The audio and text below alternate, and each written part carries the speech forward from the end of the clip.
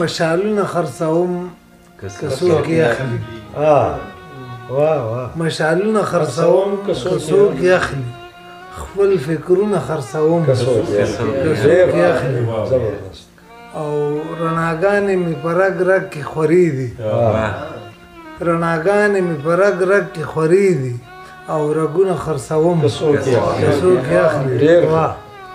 او ښه پوهېږم چې کلی د ړندو دی، ښه پوهېږم چې کلی د ړندو دی، زه رنګونه خرڅوم که څوک یې اخلي.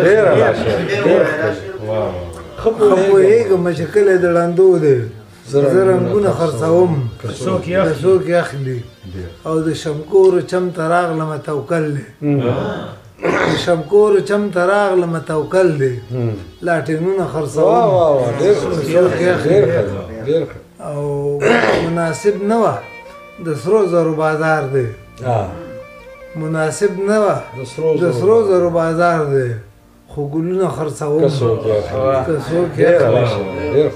او بدذوقي دومره غالبه شوه اقباله، بدذوقي دومره غالبه شوه اقباله، کتابونه خرڅوم که څوک یې اخلي. پر په کوه قاف وهي د په خوب د جنۍ، زړه لکه ملنګ ولاړ بند دروازه جنۍ.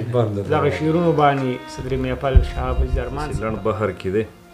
وی یه زخه زما ناسخه، وی یه زخه زما ناسخه، ما وی ستا خو هر اندازخه. وی یه صبر دی دروشه، وی یه صبر دی دروشه، ما وی سوز خده گداسخه. وی یه خوب کې دی مړ وینم، وی یه خوب کې دی مړ وینم، ما وی عمر مې درازخه. وی یه څه در باندې شوي، وی یه څه در باندې شوي، ما وی دغه هر فرازخه.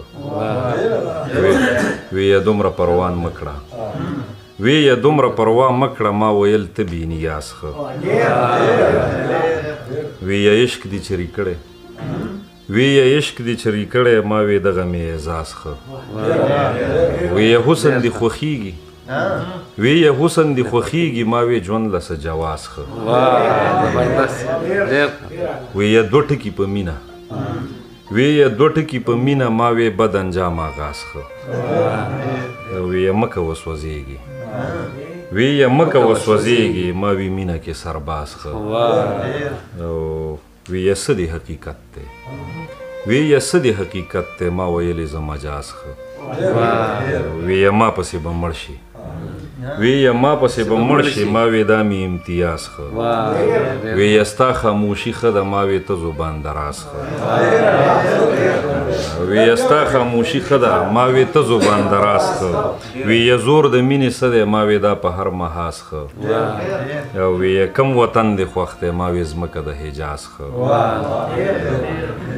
وی یه خوند د وصال سوي، ما وی نشته د الفاظخه. وی یه هجر کم عذاب دی، وی یه هجر کم عذاب دی، ما وی مثل یې لا شازخه. وی یه نه وایي حالونه، ما وی زه د ځان همرازخه. وی یه نه وایي حالونه، ما وی زه د ځان همرازخه. وی یه ما د چا نه غواړي، ما وی خدای غني کارسازخه. وی ما د چا نه غواړي، ما وی خدای غني کارسازخه. وی خلک تیت پرک دی، ما وی سوچ کې ارتکازخه. او اخیری شعر دی. وی ټولو لس چې یو کړي، وی ټولو لس چې یو کړي، ما وی یو ځان واسخه.